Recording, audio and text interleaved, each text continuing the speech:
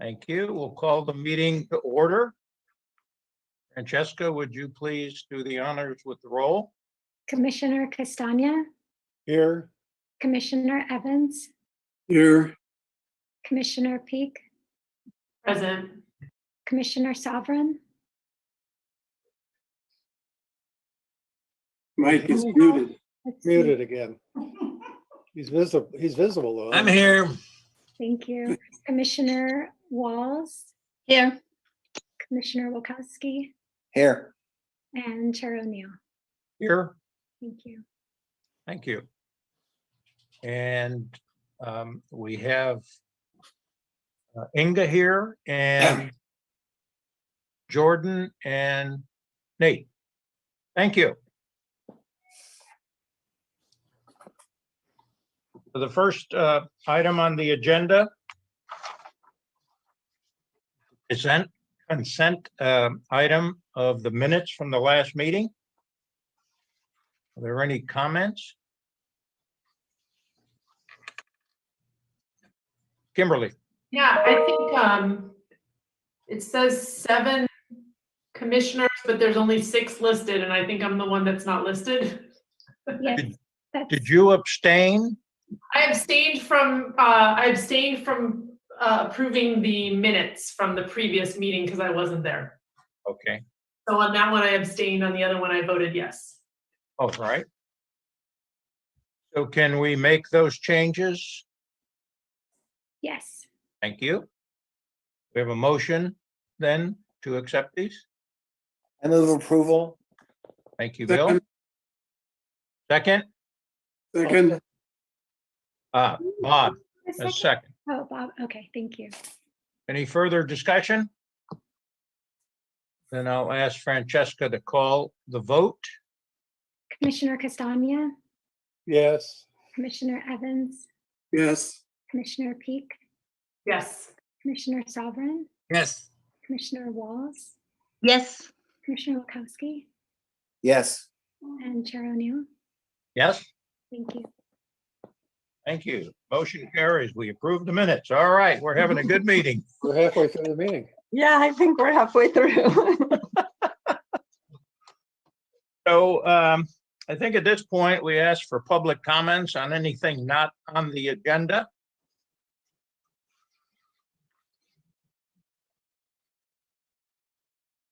Do you make an announcement or? Yes. Yeah. So for members of the public, we do encourage you to join our meeting via Zoom Gov, a secure service for use by government agencies. You will be connected live in real time to the meeting. This meeting is also streamed live on youtube.com/City of Monterey with an approximate 10-second delay, and on Comcast Channel 25 with an approximate 90-second delay. If you plan to make a public comment, please join the meeting using Zoom or by telephone and ensure you join in time to accommodate the delay. To join the meeting on Zoom, use the link or phone number on the Museums and Cultural Arts Commission agenda at isearchmonterey.org. To join by telephone, dial toll-free 833-568-8864. Enter meeting ID 160-253-0862, followed by the #. If prompted to enter a participant ID, press #. Detailed instructions are available at monterey.org/public meetings.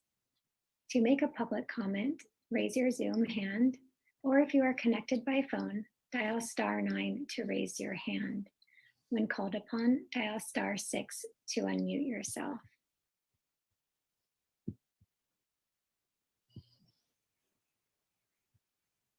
So again, for those who are joining by Zoom who would like to make a public comment, please raise your Zoom hand.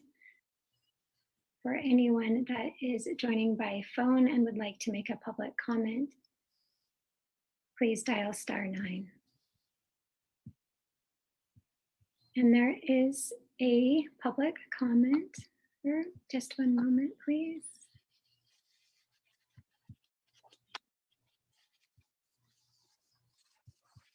All right, Harriet, thank you for being here today.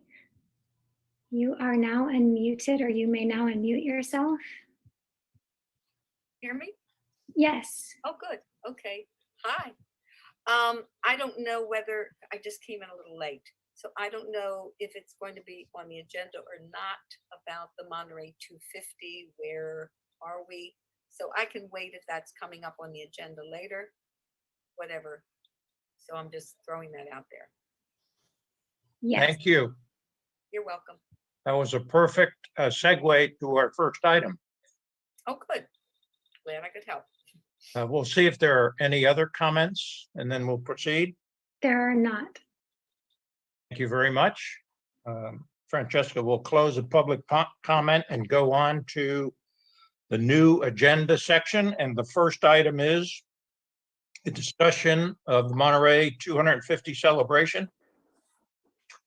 Inga, does anyone have an introduction, or we rely on the information that was provided in the packet?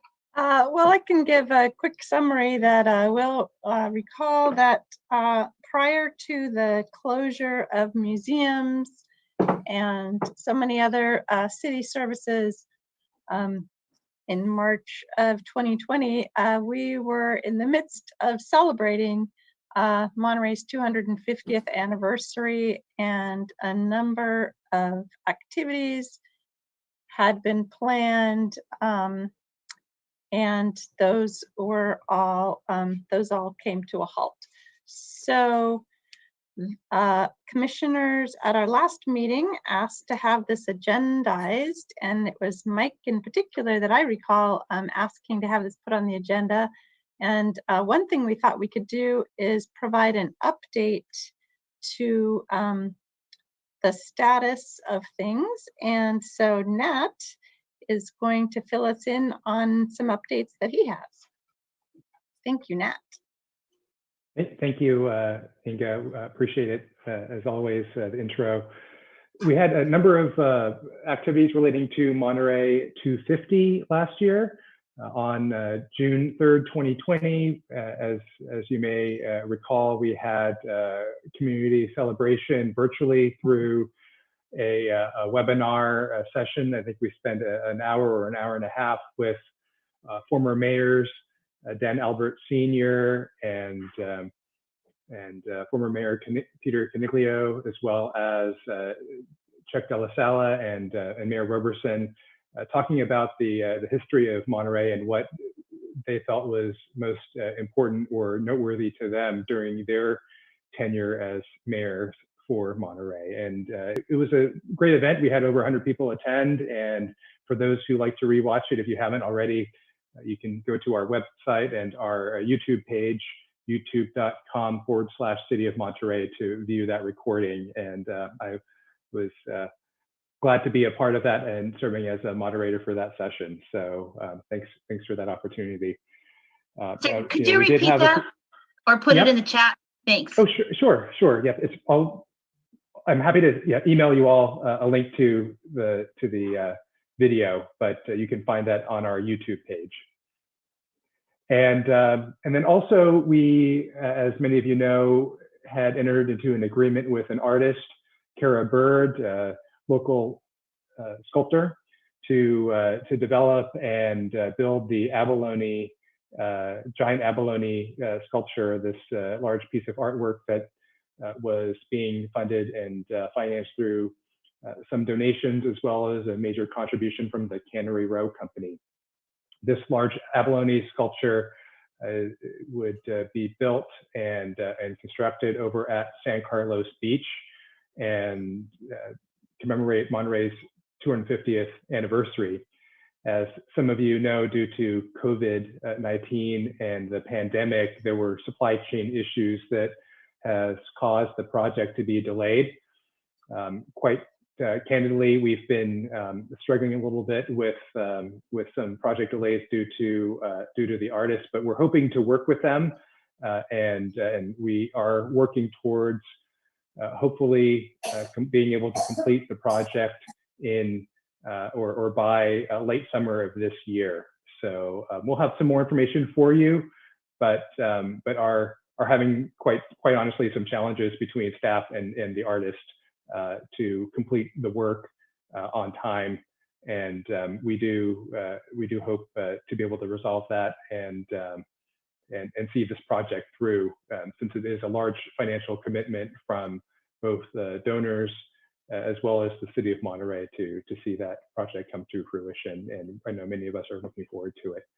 Those are the two updates that I have. Oh, and also, of course, we have merchandise sales. There were the 2 posters that were designed by a local artist from the Monterey Bay area. I think he was based in Santa Cruz, who put together the one highlighting downtown Monterey and Alvarado Street, the other one highlighting Cannery Row. And this was an artist's rendition of a map of sorts, highlighting a 3D rendition of the 2 popular business districts.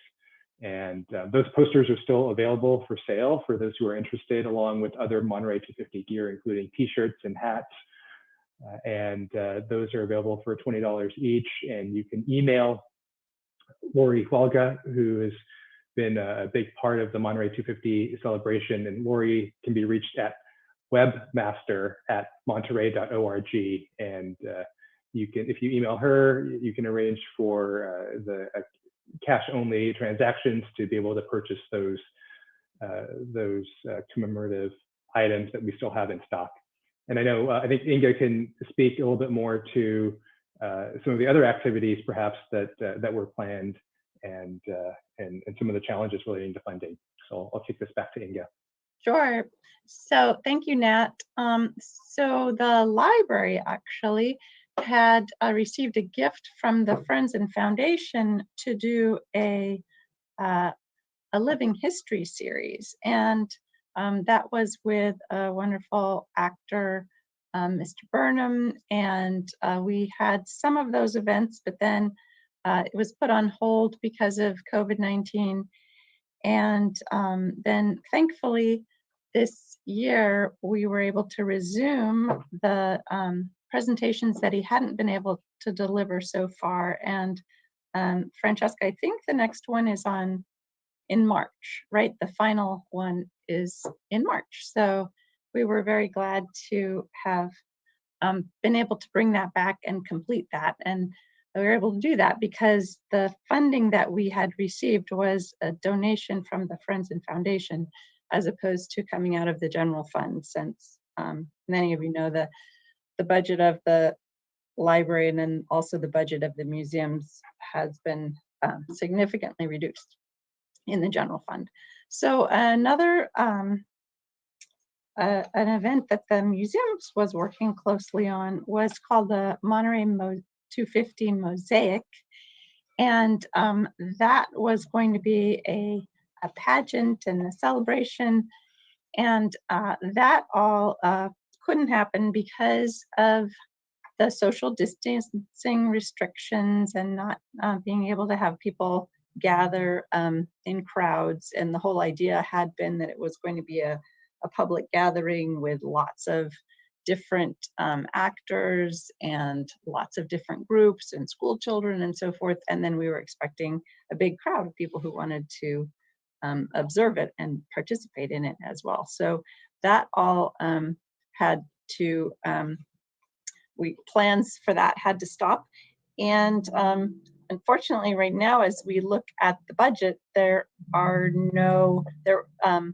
it was also something that funds were being raised for, and we don't unfortunately have funds for that project at this time.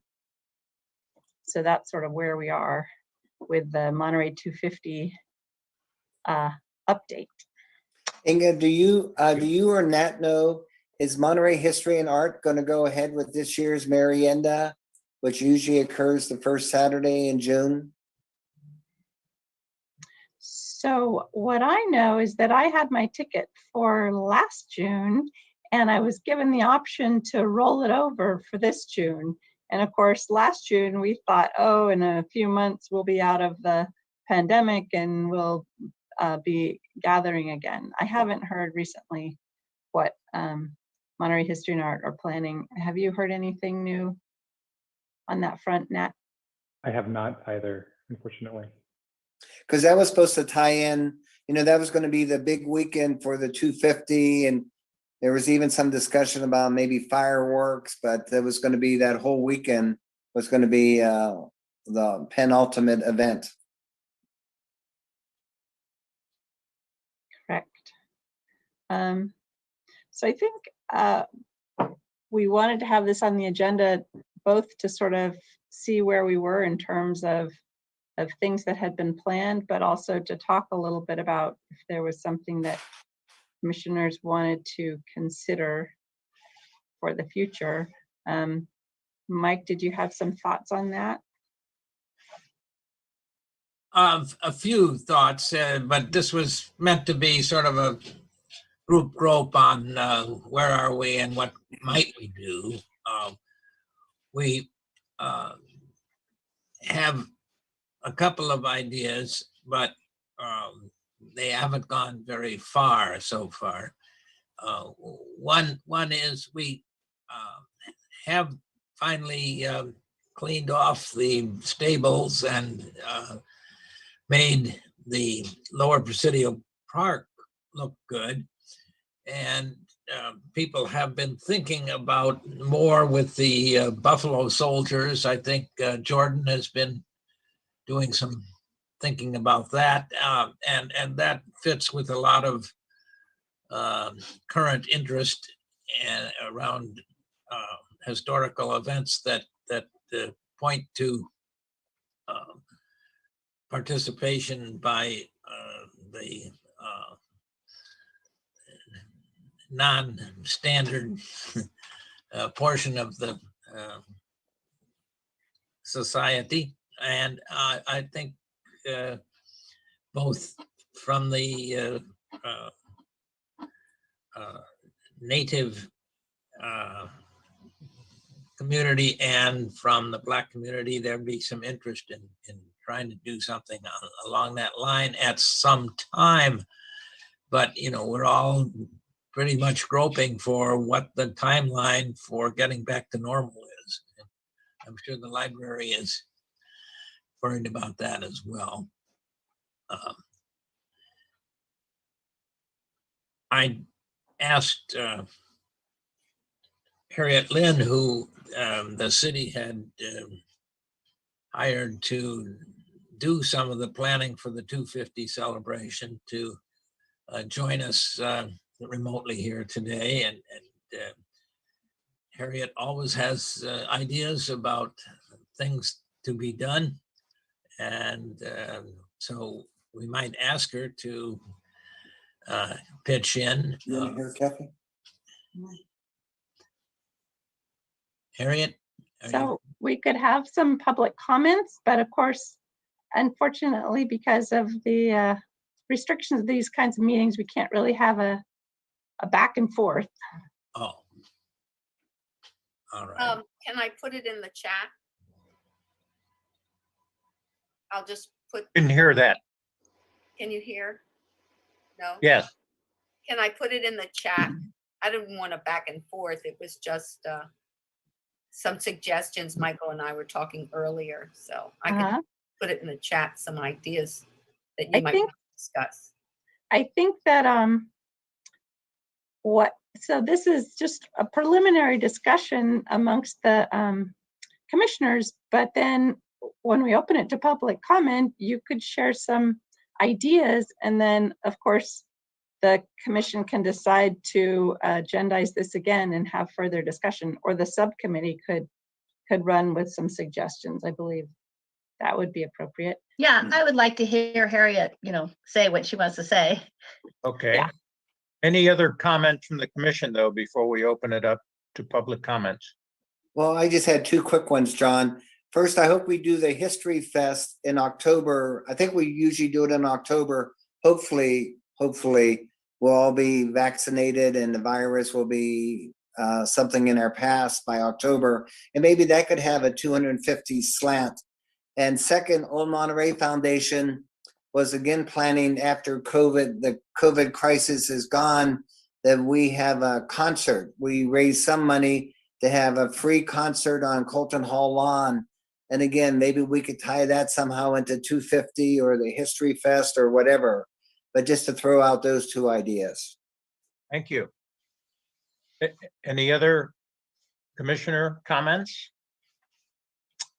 Okay, then let's open it up to public comment, please. Okay. I'll just share, any chance anyone is watching on YouTube or Comcast Channel 25, we always encourage you to join our meeting via Zoom Gov. You will be connected live in real time to the meeting. If you'd like to make a public comment, please raise your Zoom hand, or if joining by telephone, please dial toll-free 833-568-8864, enter meeting ID 160-253-0862, followed by the pound sign. If prompted to enter a participant ID, press pound. If you are connected by phone, dial *9 to raise your hand. When called upon, dial *6 to unmute yourself. I will call on each public speaker in order. We have a 3-minute time limit that the chair will then set. And Harriet, thank you for being here. Please go ahead. Okay, I'll be quick. It was something that came up last year or when we were in the planning, and maybe it could still be happening. I thought to explore, since we have a script that didn't materialize as we wished, but there was an idea that I had that I shared that on, say, public radio or KAZU, KACO, I can't even think of all the numbers. But anyway, do a history minute where you could get corporate, since there's no funding here right now, you could get some corporate sponsorship that would give bits and pieces all throughout, various timetables that would be put on, that people would learn their history, that would be celebrating, as we wanted, the history of Monterey, not just the 200, June 3rd, but various parts of the history. So we could use the script, it could be re-examined, and we could have narrator or narrators doing so. So that's a thought. And I had talked to some people about it, and there was interest, but everything kind of stopped.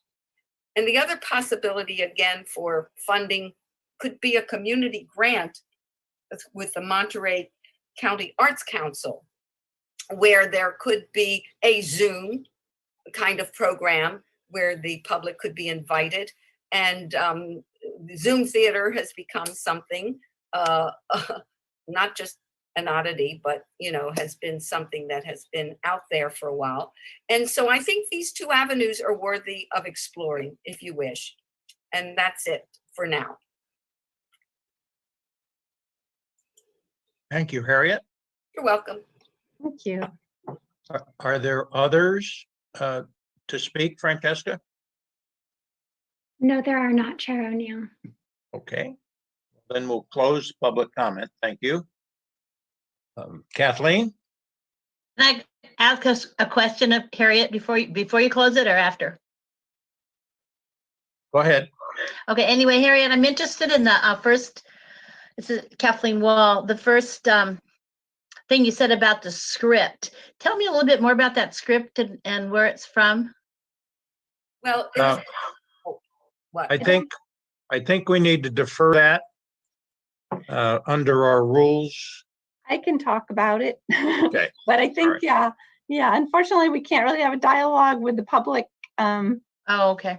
But I can, so the city of Monterey commissioned a script and a whole program that Harriet Lynn was designing, and a draft script that it went through many wonderful iterations. And so as of March of 2020, we have that script. So that is something that the city has. Although the rights to that script are still held with the author, I do believe. It's specified in the agreement. Can I ask a question? Sure. Yeah. Is there a title of it so that I could track it as it progresses? Well, right now, nothing's happening with the script anymore because the funding isn't there, so. But if you wanted to take a look at it, we could certainly share it with you.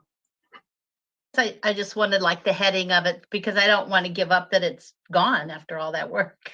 It could still come back. Maybe you could email it to everybody so we can all see it. Okay, Please. Thank you. yeah, it might need to be in Dropbox or something because it's, I think, I remember it being pretty lengthy, but we'll see. If I can just email it as a PDF, I can do that as well. Are there other comments? We have a subcommittee we formed the last time. I think Mike and Bob volunteered to be on this subcommittee. And another aspect of the request for having this on our agenda was that we're the Museum and History Commission, Museum and Art Commission. We have a lot to do with history as the Museum Commission, and sometimes we don't get the information on history that we should get. So I'm glad we were able to put this on the agenda. There are good ideas. Do we need to agendize this for the next meeting so we can discuss the details? Or does the subcommittee want to meet and report? I'll go either way. As a member of the subcommittee, I would either meet with Mike and anybody else that's interested, as long as we don't have a quorum, and talk about things. One question I have, there was going to be a big celebration when the shell sculpture was going to be positioned in San Carlos Beach Park, and maybe Nate knows better at this point. Is there any kind of ETA for the sculpture at this point? And if it actually comes to fruition, is anybody thinking about a celebration around the positioning of that sculpture? So before Nat chimes in, just for the record, I want to remind everybody that it's Nat. I'm always calling him Nate as well, but it's Nat. It's okay. And, Thank you. Yeah, please. No problem at all. Yeah, please join in, Nat.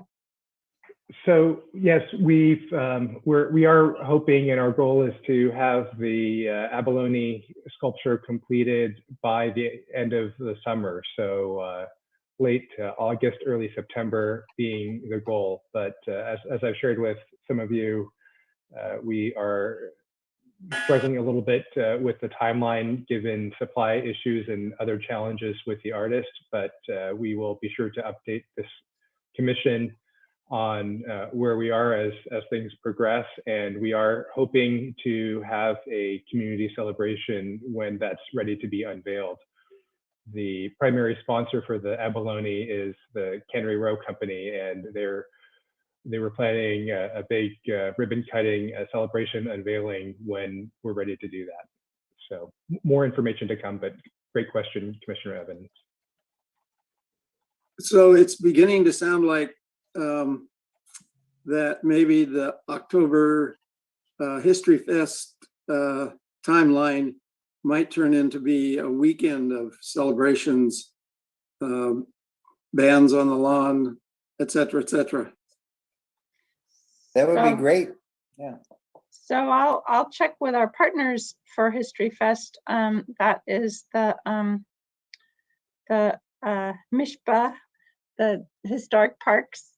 And I'm not sure if we're, so much depends on what we're able to do in person by that time. And since we know so little about when the restrictions are going to be lifted, it's hard to say how. And then of course, usually planning involves staff. And as we know, and I am continually reminding myself with regard to the library, is if we don't have adequate staffing, then we have to scale things back, to something that the staff can handle. What about a volunteer cadre dedicated to that kind of event? That's excellent. That's a wonderful suggestion. And we actually have a very active group of volunteers here in the library. And the one thing also though is to keep in mind is volunteers need staff support too. So. Okay. Is there any, go ahead. Right. Mike, there any plan for bringing back some staff like the history room staff, or, you know, is that all just still up in the air? So all of the departments are working on their budgets right now, and we'll see what the city is able to approve in terms of staffing levels. But it's dependent for the city, it's dependent on the economy turning around, and the predictions are all that it's going to be very slow and doesn't look very promising. We just had a presentation by our finance director on February 16th, where the city council had to identify a funding source for another huge loss of 3-point-something million. So it's looking pretty grim, but we'll see what we can do. And Nat might have something else to say about budgeting. We will we're working currently with city manager's office, the finance division, and all the departments to develop a proposed budget for fiscal year 2021/22. It's a two-year budget, and as some of you have already heard, I don't know if all of you are following where things are with the budget and latest estimates, but it is, as Inga mentioned, not looking great, despite how busy our Monterey Mo and some of the other areas are. The bottom line for this current fiscal year is that we have a general fund shortfall of $21 million, which is a 26% reduction in the general fund. We're anticipating another $2 million shortfall based on a projection that we just received a few weeks ago from our sales tax consultant. That's how bad the last quarter of 2020 was with the holiday season, $2 million worse than we had expected. So our total shortfall this fiscal year alone is $23 million. That's 28% of our city's budget. So we are continuing to track. Measure G and Y luckily helped a little bit, but that we still ended up with a 28% shortfall, and we'll continue to find ways to fund the core services. We know that we'll likely have to go into the reserves to balance our budget and do what we can to address our deficit for this upcoming year while retaining services. It's a challenge, but we've got a great team, and we know that there's going to be a need to reopen Coolton Hall when we're allowed to, when museums and the like are allowed to be reopened, and how we staff that is a plan that Inga and I and others are working on. So, I can go for another 10 minutes into greater detail about the budget, but I know that's not why you're here. So only if you have better news to share. I wish we had better news, and hopefully it comes out more favorable. You know, we had President's Day weekend that was coupled with Valentine's Day, and our word on the street from our hotel partners is that weekend was more successful than in a pre-pandemic year in terms of occupancy. So that's some good news I have to share. But how does that translate into numbers for the city's budget is yet to be determined, and because, you know, as you know, a big chunk of our revenues from tourism doesn't just come on weekends. It's the conferences, it's events that take place during the midweek that help fill up our hotel rooms. And as you know, we don't have conferences and conventions here yet, and are certainly looking forward to bringing them back. Thank you, Nat. Yep. So how shall we proceed? Are we going to agendize this for the next time? We can have a committee meeting, or are we going to do both? I would recommend that we have a subcommittee meeting, and then depending on how that goes, the subcommittee will know if they're ready to bring a report back to the next meeting or not. Okay, and when do you need to know that so we can put it on the agenda? Let's see. I'm looking at a calendar, and our next meeting is on March 22nd, and so we would need to know by the week of the 15th if so the subcommittee needs to meet before, I would say, the week of the 15th of March. Thank you. Yeah. So, And I just ask the subcommittee you're talking about, we established, I believe, at the last meeting that there was a subcommittee to deal with Lower Presidio Historic Park. We didn't appoint a subcommittee to worry about the 250th. So I must be confused, because I thought at the last meeting that Mike, you had wanted to agendize Monterey 250, and so you and Bob were on a subcommittee for that. that's in the minutes, yeah. But maybe It's we in the got it minutes wrong we in the approved minute. today. Yeah. Because there should be also a subcommittee for lower, for the park. Let's see. Yeah, we have a standing committee for that. Yeah.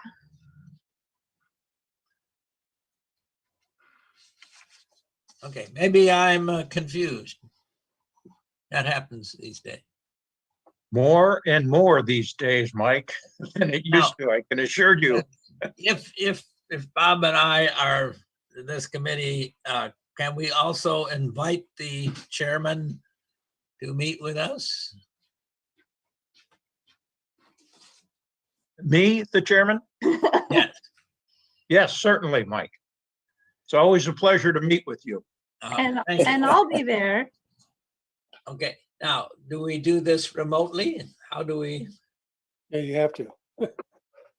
Yes, so I can set it up where we have a Zoom meeting or we have a Google Meet meeting and send you an appointment once we've decided on a day and time that will work for us all. All right, you probably have the busiest schedule. Can you pick a date in early March? Sure, why don't I'll send out some possibilities, and then Okay. You all can let me know what works best for you. All right, thank you. Thank you. Thank you. So I don't think we need a motion on this. We just need a consensus. Is that right? Okay. Is there anyone who does not support this idea or has a better idea? Nope, sounds good. Thank you. That's usually the case when other people are going to hold a meeting. So, thank you very much. So we'll move on to the next item. I'd just like to thank Harriet for her comment on that last subject. Yes. The third item on our agenda is receive the Museums and Cultural Arts Division activity report for January. And I think that's Inga.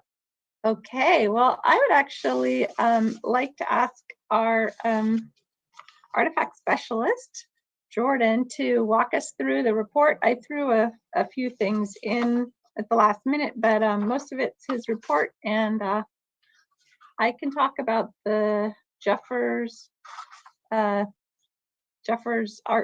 when we get to that. But Jordan, you want to walk us through it? Sure. Hello, everyone. So one of the big things that I'm excited about is on January 28th, I submitted a proposal for a Buffalo Soldiers exhibit at the Presidio Monterey Museum.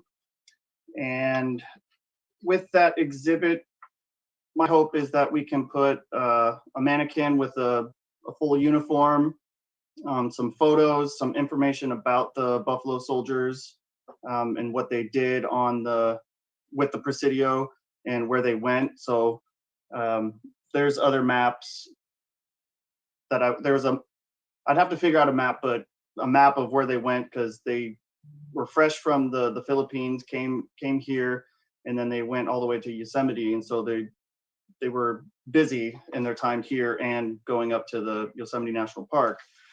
And so that is something that I hope that we can work on. And let's see.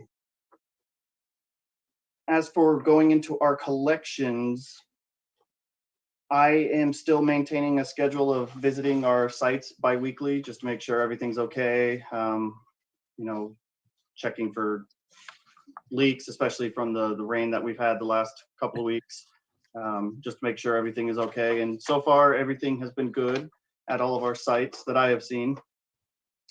And I am still working on scanning our donor documents. And as I'm going through these documents, I'm happy that I am scanning them, because some of them are old and decaying. And so this has been a good project. It's slow going, and it has been taking a lot of time because I have to scan one page at a time just to make sure everything is done right. And let's see. And then I was contacted by a San Francisco State University journalist student, Marilyn Sanchez, and she conducted an interview with me. It's not going to be published or anything. It's just for an assignment for her class, where she wanted to get some information on Monterey's history, how we were founded, and it's just the culture of the city. And so she may be contacting me more in the future for little interviews like that.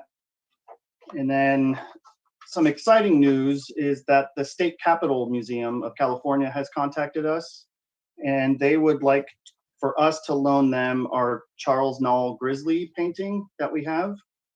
And currently, if you remember, in Colton Hall, there's a facsimile of that painting hanging up in there, of the grizzly bear that inspired the flag of California.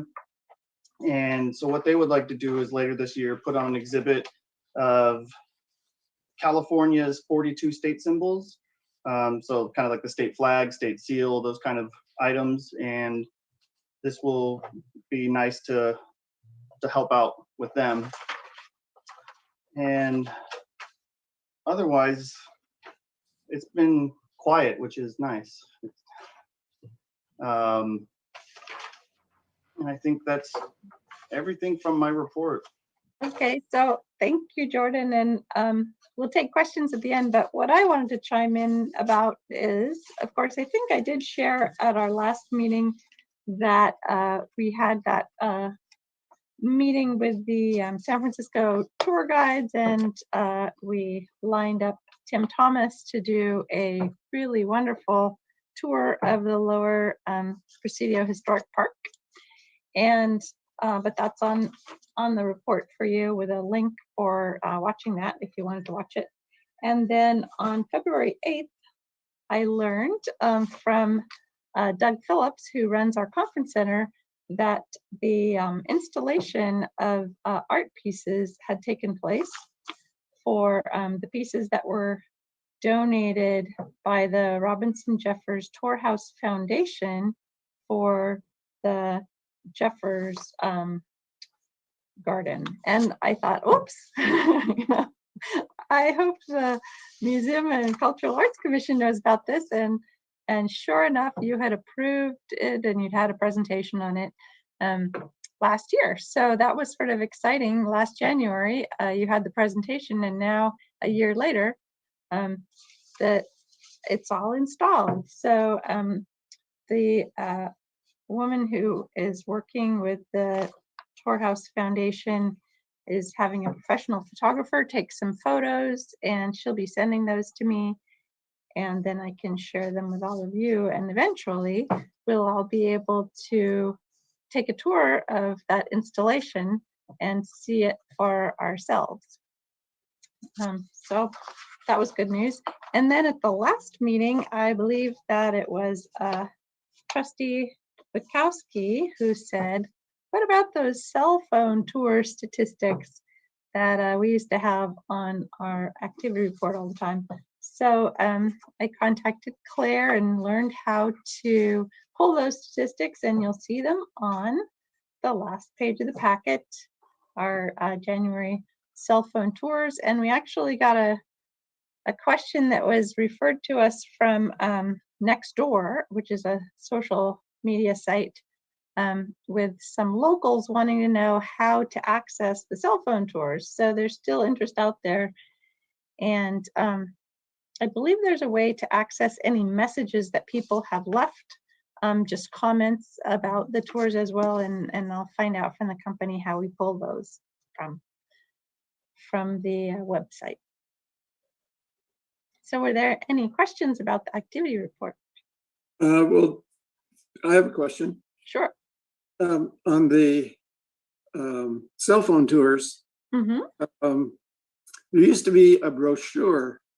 Does that still exist? And it had a map of all the different locations. And is that being distributed? I don't know whether the tourist center is open or not. So or we maybe- actually, or the hotels, do they distribute it? And then my second question is for Jordan. He said he submitted his plan for the soldiers. So where did he submit it, and what process is it going through? so I can answer these in reverse order. So Jordan submitted his plan to me, and then I'm just looking it over, and I need to ask him some questions about what we anticipate the cost to be, and then we'll be able to start working on it. And with regard to distributing the brochure, yes, we have a contract with a company that both prints the brochure and then distributes it. And we check off from their list of all the distribution points, all the places that, I guess they're different packages, have it distributed to these places or those places. And based on the recommendation from Claire and Dennis before they both retired, we chose a distribution, and it includes hotels, and it also includes the Monterey airport. So those brochures are out there. And also there's an interactive site that you can get to with your cell phone that includes, they call it multimedia. So it will actually play on your phone, and then you can see images and you can read the text. Or if you don't access it that way, you can simply just walk along, and when you see the little posts, you can dial the number to listen to the description on your phone. Thank you. Okay, thanks. Mike? I have a question. Right above the cell phone data on that last page is Jordan's report on a Stinging Jellies disc golf event in September. And it notes that that would be held at the Lower Presidio Historic Park. I don't remember there being disc golf installation, that stand with the basket on top. Do we have those at LPH, or would they be put in specially? I believe they have portable ones that they place out there that they just fold out and set on top of the ground, so it would not go into the ground at all. Yeah, it would be nice because they've been displaced from their previous location out at Ryan Ranch.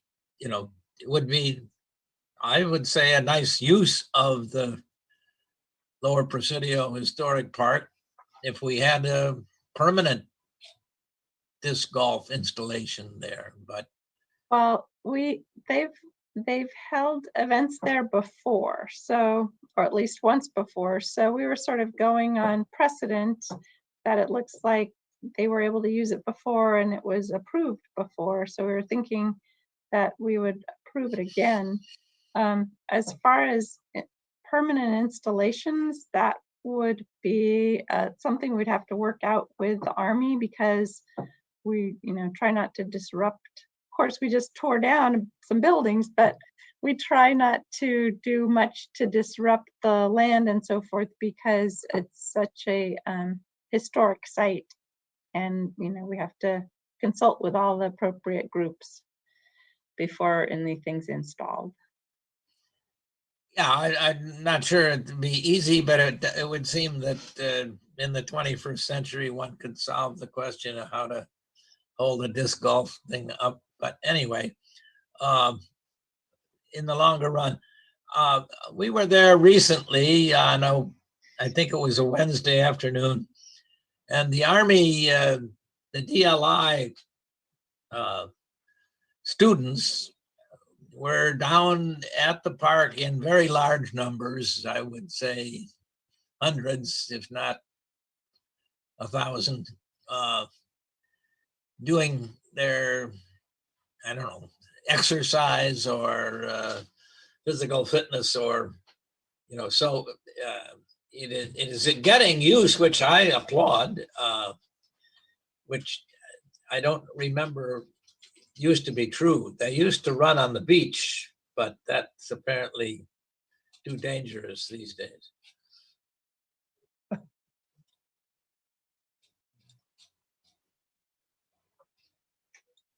Well, I applaud Mike's optimism on how we can get things done in the 21st century, only because I've run into some roadblocks myself on another project. I'd like to know what the mathematical comparison is, Mike, with how much easier things are and how much more difficult we have made them. Yes. Any other comments or questions on the report, on the activities?